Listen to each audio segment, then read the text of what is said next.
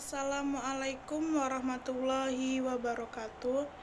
Baiklah, saya Tiara Oktania akan sedikit menjelaskan tentang hasil penelitian saya yang berjudul Partisipasi Masyarakat dalam Pembangunan Fisik Desa Pendalian Kecamatan 4 Koto. Geografi Pendesaan. Geografi pendesaan adalah cabang dari studi geografi yang mempelajari fenomena sosial ekonomi beserta perubahan-perubahan pedesaan. Dalam pembangunan desa, khususnya pembangunan fisik, desa dianggap sebagai sistem yang terdiri dari komponen-komponen yang saling berhubungan sebagai satu kesatuan ikatan. Komponen-komponen tersebut antara lain, yang pertama, penduduk desa, karena penyebab utama pembangunan adalah manusia yang penting dalam pembangunan. Yang kedua, tanah desa. Tanah merupakan sasaran yang akan didirikan bangunan. Pengertian tanah lebih ditekankan pada tanah sebagai ruang. Yang ketiga, organisasi desa, yaitu meliputi perangkat desa, lembaga yang ada di desa. Adapun pendekatan yang digunakan dalam pembangunan masyarakat desa adalah sebagai berikut. Yang pertama, pendekatan kemandirian yang menitikberatkan pada bagian dan usaha berdasarkan kemandirian lokal. Yang kedua, pendekatan keterpaduan, yaitu mengarahkan kegiatan secara lintas sektor dan lintas daerah ke dalam suatu proses pembangunan yang menyeluruh dan terpadu. Yang ketiga, pendekatan partisipatif, yang melibatkan warga masyarakat desa dalam segenap proses pembangunan melalui dan perencanaan, pelaksanaan, pengadilan, dan pemanfaatan hasil-hasilnya. Masyarakat pedesaan tidak hanya sebagai penonton, tetapi mereka harus secara aktif ikut serta dalam perencanaan, pelaksanaan, pengawasan, dan menikmati hasil pembangunan. Namun, pelaksanaannya perlu ada pihak atau suatu lembaga yang dapat diorganisir, memfasilitasi, dan pembangunan masyarakat pedesaan.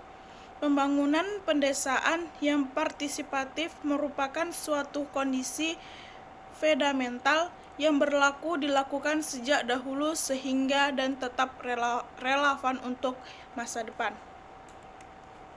Permasalahan pokok pembangunan pedesaan.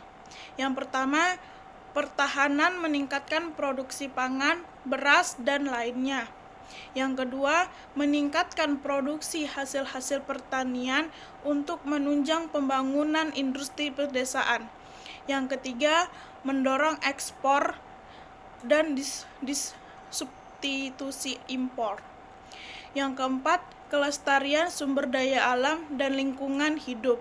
Yang kelima, pemasaran hasil produksi daerah pedesaan.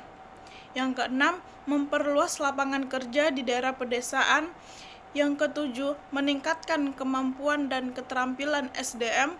Yang kedelapan, meningkatkan keswadayaan masyarakat.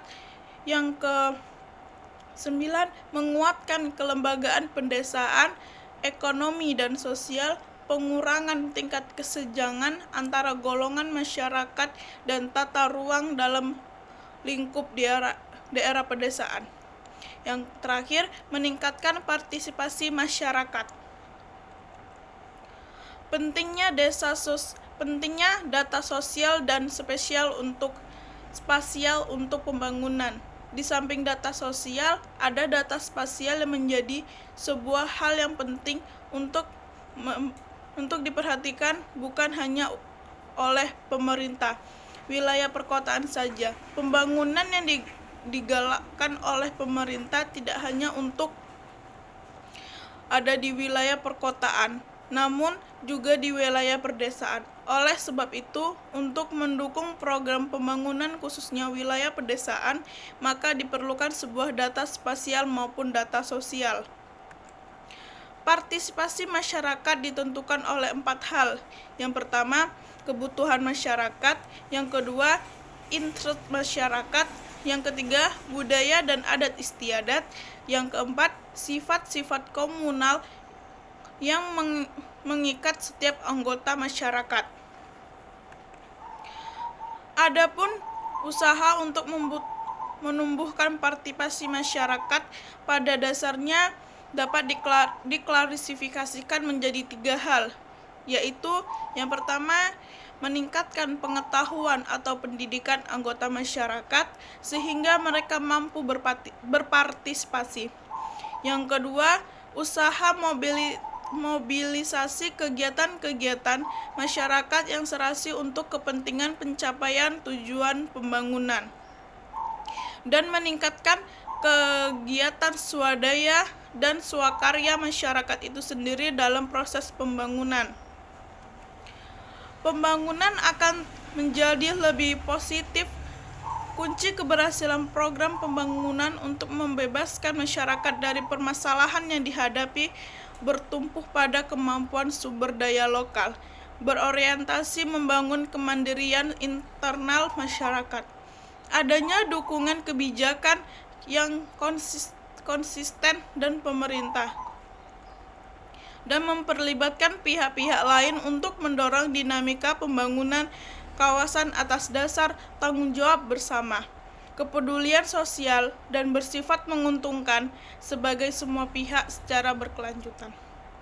Baiklah, cuma itu saja yang bisa saya sampaikan. Lebih dan kurangnya saya mohon maaf. Saya akhiri, wabillahi taufik wal hidayah. Wassalamualaikum warahmatullahi wabarakatuh.